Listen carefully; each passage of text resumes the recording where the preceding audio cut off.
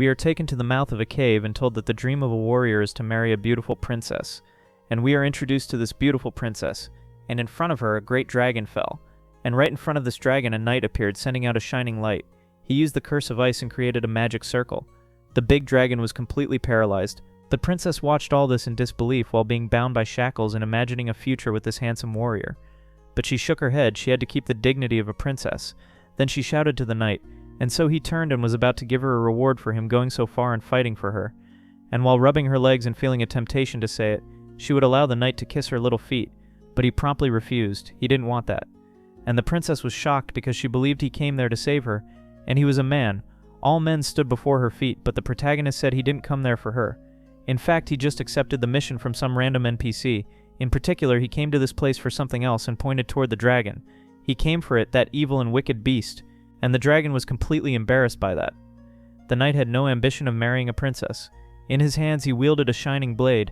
Magic began to flow around his body, and the dragon in front of him began to tremble in fear at such power. And while unleashing this strike, he shouted that the most exciting part of this game was being able to defeat evil villains like this dragon. And outside, our protagonist shouted that he managed to win in his little game and was immediately smacked on the head by the teacher, saying he had to pay attention in class and not in those silly video games. He kept hitting the protagonist with the book while the whole class laughed at him. But our boy just frowned and grabbed the book that was in the teacher's hand. Clearly, the teacher got really mad, and the protagonist just told him to wait until he finished his little game. And again, angry, the teacher smacked the protagonist on the head, and he hit his giant cell phone with his forehead. At that exact moment, the Matrix joined this world, and that mere student began to enter the character of his game. Everything was spinning in the protagonist's head until he began to look around and saw that he was inside the game and couldn't even control his own body, falling directly to where the dragon was down below. And at that moment, he hit the dragon right in the mouth as his sword flew off. That same sword, totally by accident, broke the princess's shackles, and she ended up in a position, how can I say? Hey, well, it's better we don't mention that here. And our boy had given a big kiss to the dragon. Yeah, it's weirder than it sounds, and the dragon was embarrassed to receive that kiss. I swear I'm finding everything I'm watching here really strange. And the princess understood that her knight's true interest was in dragons, and he tried to explain that it wasn't like that at all, but the princess just apologized while lowering her head during that romantic scene. Then she took the guy's sword and ran out of that cave, and the big dragon behind soon began to rise once more. Then it released a great burst of flames where the protagonist was, and our boy was completely roasted, and he was feeling completely finished. And it was ironic to come to this world only to be eliminated in the first few seconds, so he just closed his eyes, waiting for the worst part.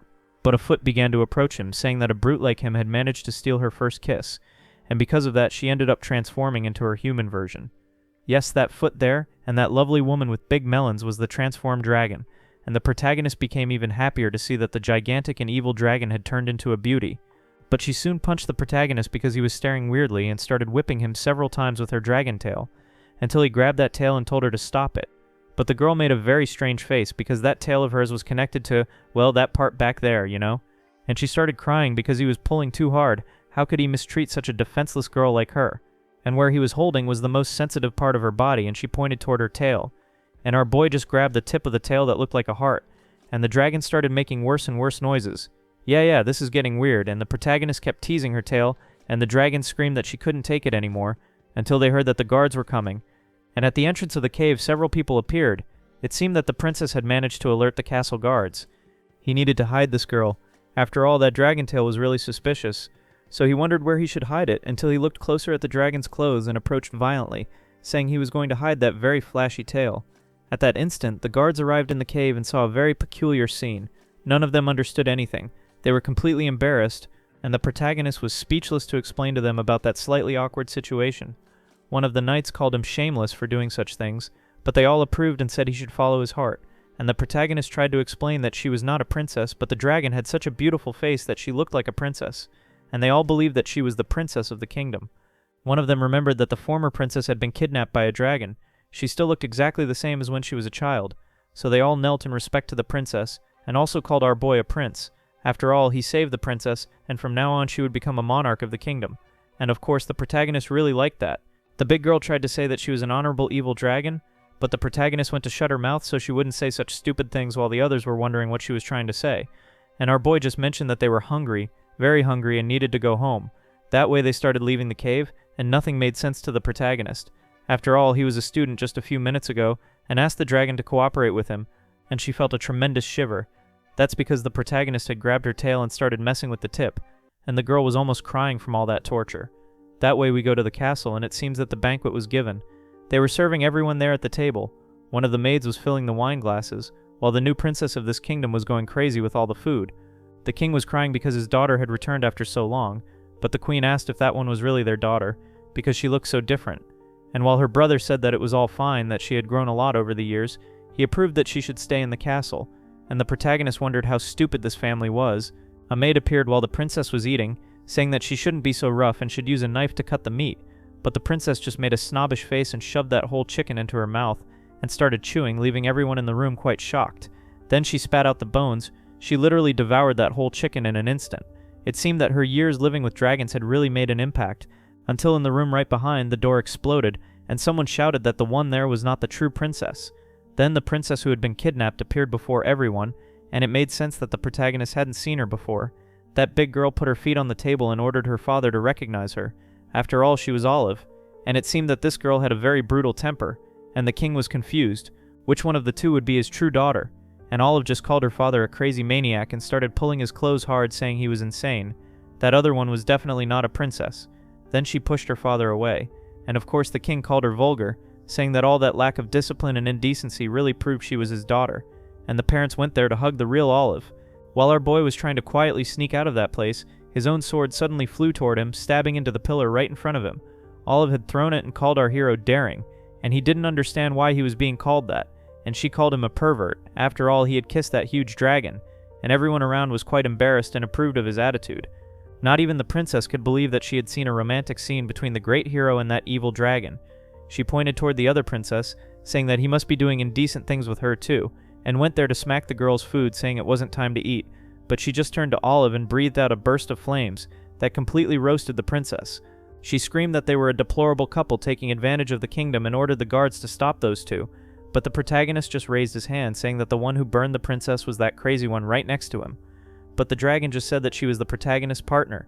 They were a romantic couple, and before anyone knew it, one of the knights was already jumping toward our little duo, and that huge axe hit directly on the ground, destroying everything in front of the protagonist and grazing his face, causing a small cut, and it seemed that this crowd was really angry with him. They started throwing several weapons in his direction. Unfortunately, it seemed he wasn't going to be able to enjoy life as a monarch. Then the princess was surprised to see the magic in the protagonist's hands. It was blinding the king and queen, and the dragon had a little grin on her face because out of nowhere the protagonist managed to pull out a magic sword and told them to start fighting, and all the guards took a defensive stance. But what ended up coming out of the protagonist's sword was nothing at all. It seemed that a bug had happened with his sword was nothing at all. It seemed that a bug had happened with his sword. Then a message started to appear above his name saying that he was a disqualified player, and the princess burst out laughing. It really seemed he was a fake hero. And the princess's description was of an NPC, right? And the protagonist was wondering what that thing above her head was, but the big girl pulled a sword from her knight's hand and started going toward our boy. She made a horizontal slash that forced the protagonist to dodge. She just said that he was a trash hero and was definitely scheming with that dragon from earlier. The princess put her boot in a very delicate area of the protagonist to the point that he started turning purple and crying, and the princess's blade was right above him, but a gigantic shadow appeared behind the princess and threw her far away, and they started to wonder if she by any chance was that gigantic monster from earlier. And for some reason the dragon started tearing apart her fancy clothes and grabbed the protagonist's head, saying that he was her companion. While she pulled him close to her beautiful melons, she informed everyone that he was her snack for later, and while all the men around fell in love and wanted to be the protagonist. Now it was strange because the normal reaction of these people would be to panic at the dragon. Not far from there in another castle, a girl was panting in the middle of the night. She was tossing and turning in bed and couldn't sleep because of the nightmare. Then she screamed loudly and woke up. This was Cassiopeia, a saint of the Holy Land. At that moment one of her knights entered asking if she had another nightmare, and it seemed she had guessed it. After all, she had nightmares almost every night. Cassiopeia asked why she entered her room so quickly. This was Countess Elise's, who also suddenly began to take off her clothes, saying that she knew what tormented the saint, while she touched her face, saying that it was certainly the dragon's, and as her subordinate, she would accompany her in bed that night. The next morning the sun began to rise, and outside another girl said it was disrespectful to sleep with the saint, and that the countess shouldn't break the rules. She only replied that she was helping the saint have a good night's sleep. Different from that little friend who was doing absolutely nothing to help, she extended her hand saying for the girl to hand over the secret messages she had managed to discover, and she said she wouldn't do that. After all, she had to deliver them to the saint, and the countess asked if she was really going to hide those secrets. Then she put her hand on that weird girl's melons and removed a message from the middle. There were the secrets. The information was about a knight who gave up on the princess for the dragon, and there was a drawing of that crazy guy's face. And speaking of him, he was drooling over the dragon's words from before, and she was in a super extravagant pose, to say the least. Princess Olive had also climbed on top of a cannon. The dragon used a small flame attack, summoning several enchanted cats toward the princess, who took that attack head-on and started screaming in pain. Or at least that's what we imagined. She asked why a dragon was using cat magic, then she pulled a rope, and that same rope fired a cannonball, and they were fighting like two spoiled little girls. And the dragon was loving the feeling of taking so many light shots that tickled, and the princess couldn't believe it. She started firing even more intensely. Our knight was in love watching all this because they were fighting over him. Of course the others didn't like it, saying he was a knight without dignity, but he asked who didn't have dignity since the two were hiding under the queen's skirt. The protagonist understood that he was disqualified as a player because he was trying to attack a real NPC. Honestly, he never accepted the script of arriving in this world by kissing a dragon, and was now in a pretty sadistic situation of a fight between princesses. And the dragon seemed to be enjoying all of it. And even though she was a mystical and powerful being, she had her charm as a woman. The protagonist stared as she was kneeling, and she raised her hands, making a motion to call our boy, who quickly ran to save her. Then she pulled him by the collar of his shirt and said she couldn't take it anymore. She had such a strong desire that she could even sin for him. And it seemed that she was flirting with our protagonist in a situation like that, but she ran off saying she needed to dive into the magma to continue fighting. And the protagonist just grabbed her leg saying they couldn't separate, because otherwise that crazy princess there would turn him into minced meat. And she kept carrying that cannon that was surely already tired of firing ammunition, and was preparing for another shot. The soldiers were frightened because the princess had loaded an even bigger and more powerful ball, and she fired this cannon with such strength that it went flying toward our little duo. The protagonist raised his hand, conjuring the electric sword, and from the skies a great lightning bolt began to spread. And in front of his hands he conjured the electric barrier too. And it was at the exact moment the cannonball was about to hit that net, and that gigantic cannonball just stopped in the electric net, exploding and scattering fragments to the outside. And the princess was surprised by that hero's ability. It seemed that the protagonist couldn't use abilities against NPCs, but he could defend himself. Everyone was shocked that the hero was completely fine. He just pointed his fingers toward that game, saying he wouldn't be surpassed by it, but he started to get surprised because from the skies that great lightning began to pierce through the castle to the point of completely destroying the floor they were on. And he shouted what kind of castle quality was that, being destroyed so quickly, and it seemed like the game itself was cursing our boy, and he read all that while cursing the game back.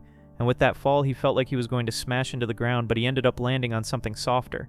It was on the back of the dragon in her true form, and she didn't expect to save our knight. It just happened that he fell right on top of her.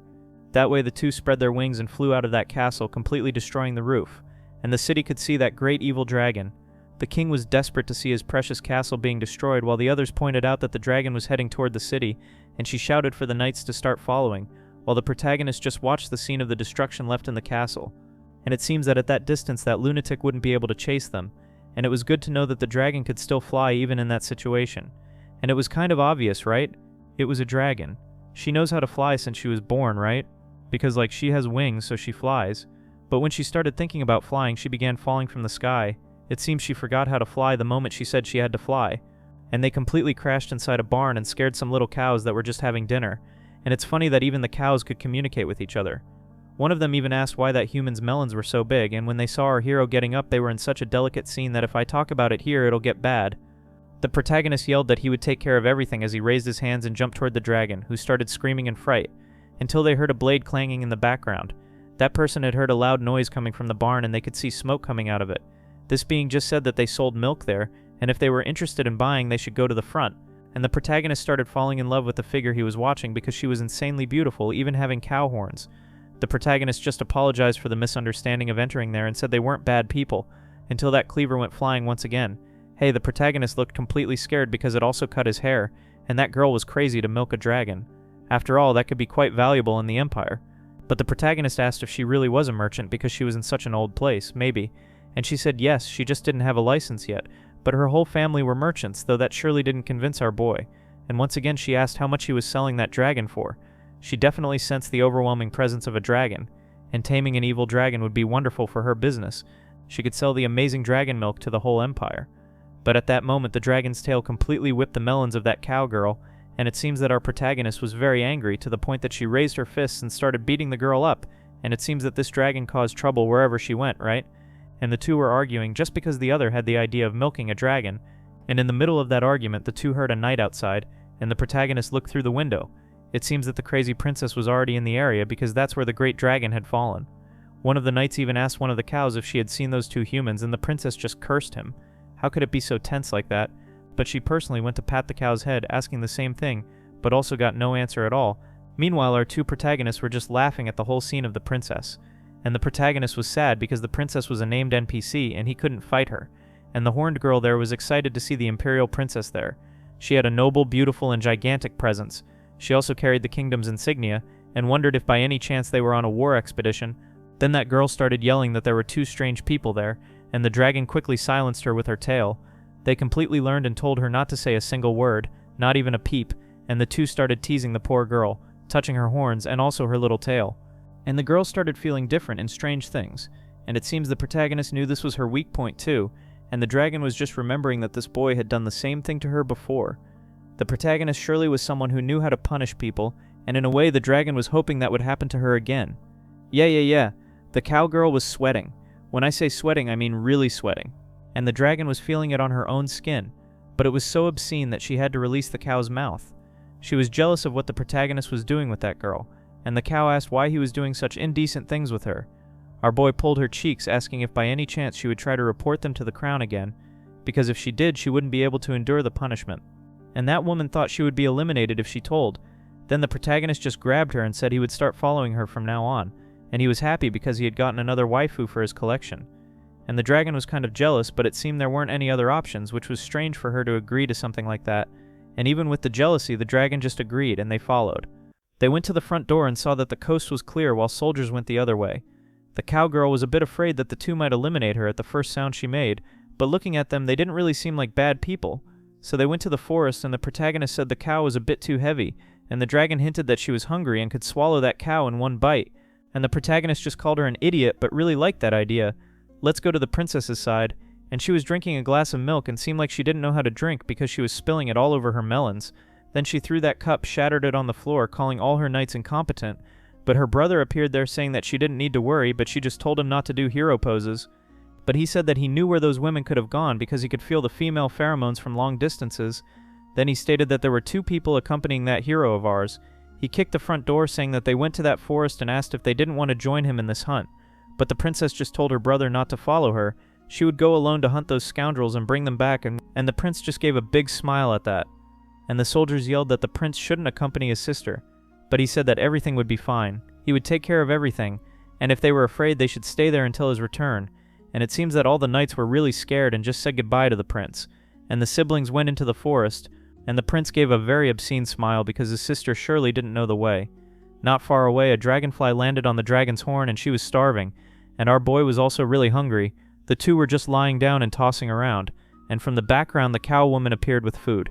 She had gathered some fruits and was tasting them all and asked if by any chance her companions didn't want to eat too, but the dragon wanted meat. Real meat. The ones who eat fruit are those inferior beings, and the cow woman was really sad to be called that.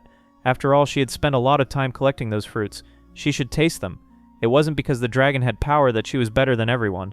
To find all those fruits, she went through a really rough path and even got hurt. Then she removed her pants to show her injuries, and seeing those legs, the dragon grabbed them while drooling from hunger. And of course the cow screamed in fright, and the protagonist asked if by any chance they would start fighting now. He even got in between the two to take a few hits too. And that's exactly what he got and fainted on the ground already crying.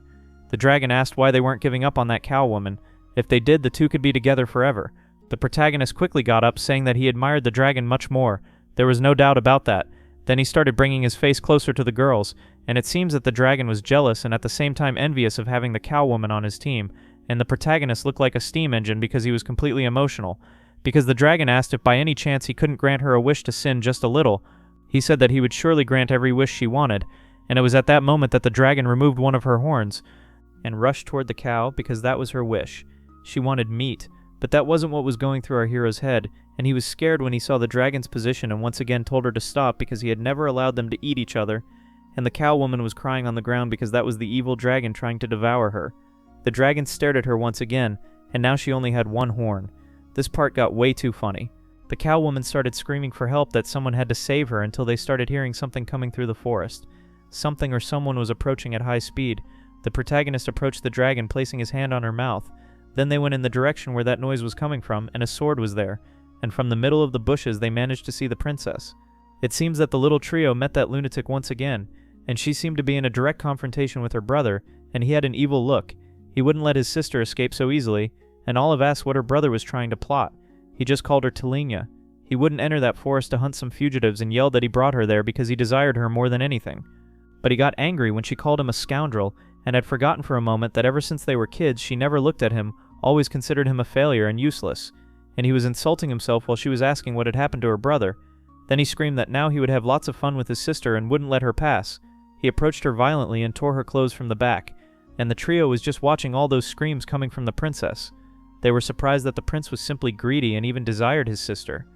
Anger was taking over our hero because he simply couldn't hit that guy or else he would be disqualified as a player, and he was wondering what he could do to stop this, until a small stone hit the prince's head, and it was the cow woman yelling that he was a filthy scum, and it seems that the protagonist's chances to think were over. She stated that the prince was simply a shameless man who didn't deserve the title of royalty, and the guy in fact got quite excited because he had found a new target to hunt. The princess yelled at that girl not to get involved in these matters. The cow woman said that it wouldn't be her who would fight. Then she pulled our hero by the collar, who was almost running away from this place. That was because she had a very powerful knight by her side and leaned over him, saying she would smash the prince. And the sibling pair just stared at our protagonist, and both of them made a face and a sound of disgust when they saw him. He started yelling at the princess how she could be so ungrateful after he came to save her. But before he could keep talking, a hand grabbed his neck, and it was the prince's hand, taken by euphoria and an overwhelming strength to the point that he managed to lift our hero off the ground. He was angry. How could a bastard like him have so many beautiful girls around him? Hey, the protagonist just said he only needed 2. Just 2 is fine and the rest could be his. And that was something that didn't convince the prince, who started to get irritated and asked where was that one who adored his companion, that little dragon. And she was right there behind, hiding.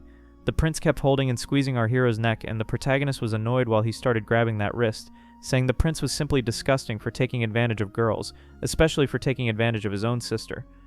No matter the excuse he gave, he was simply a loser, and the prince started laughing really loud and started squeezing the protagonist's neck now with both hands. And it seemed like it was the end for our hero. The world around was getting darker until he started to see that the prince's title was changing and he was disqualified as an NPC, and it seemed that the game world was stabilizing a path for the hero. Against serious NPCs he couldn't do anything, but maybe against those disqualified ones he could fight. And the prince was convinced that he would defeat the hero until the protagonist slammed the prince's head directly into the ground, sinking him with a huge quake, and the girls around were impressed by that. And the protagonist was playing with the prince's head, banging it on the ground. And the dragon was watching that in a strange way because the protagonist was saying that now he would be the prince's father and would educate him, until the protagonist's title reached the limit. It seemed like it was a gauge measuring his disqualification as a player, and he was wondering how he could fill that gauge, until the prince fell unconscious on the ground and the protagonist gained 1 more point on that bar. Then he gave another slap to the prince and gained another point. Then he started kicking the prince, gained 2 more points. It seemed that the more he hit that prince, the more points he gained. He would beat that prince so much to the point of filling his entire board. It was the perfect chance for our hero to be qualified as a player, but at that moment the princess, holding a sword, ran toward her brother and stabbed the blade into him and called him a bastard once again. She was eliminating him for trying to take advantage of her, and she kept stabbing her little brother over and over, to the point that the trio there was completely terrified to see that scene. And the cow woman had never seen the princess in such a state, and the protagonist just grabbed her by the waist and took the girls far away from there. But the princess yelled for them to wait. She asked if they believed it would be that easy to escape from her. It would be pretty rude to say goodbye without thanks. And the protagonist could only imagine that this crazy one there was the biggest bug of this game. The cow woman was trying with all her might to go back to the city. She wasn't a companion of those crooks. Then the princess raised her hands and the protagonist got scared, imagining that some great magic was coming. But she just gave a little tap on our boy's armor, thanking him because he had saved her from that earlier situation. And because of that, she was going to forget everything that had happened recently. And they should also forget everything they saw her doing, and they just agreed to that, as long as they could leave. While she raised her feet, she said that all the knight had to do was give a little kiss on her gracious princess' feet, and she was looking with a very mischievous face. That was because she was holding the sword behind her back, waiting for the right moment to hit the protagonist. And in fact, he went to do that, giving a little kiss on her foot, and she was completely embarrassed, finding it very strange. And while he was doing that, the dragon was all puffed up with jealousy, and it seemed that our boy really liked doing that, to the point that he pulled the princess close to him and told her to be careful not to fall on the ground, and he caught her midway while the sword fell there and said that her little foot tasted like flowers in a rose garden. And she was completely astonished to hear all that from that lunatic, and the protagonist was now feeling like a villain because he really seemed like one. Then he intertwined his hands on the princess's little foot, and for some reason she made that totally weird face. Then she pushed our boy, saying that he was a scoundrel too, but had won through wickedness. And the protagonist was very happy to have received a slap in the face from such an exuberant princess that he just made a little love sign to the princess. And the dragon was in love because he was feeling a sweet and pleasant scent from his knight, and the princess just grabbed her sword and was planning to leave that place as soon as possible. How could she, a princess of the highest level, end up in such a situation? Until just ahead she ended up bumping into a soldier, and it was the captain of that previous guard, and they had come looking for the princess out of concern. He ended up staring right behind the princess, asking if that over there by any chance wouldn't be her brother, the prince of this kingdom, that very important person. Then the princess covered his mouth, saying that that thing there was just vomit from a giant animal, but it didn't mean it was her brother's body. And the captain joked that indeed that didn't look like the prince's body, but wait, his body? Why would only his body be here?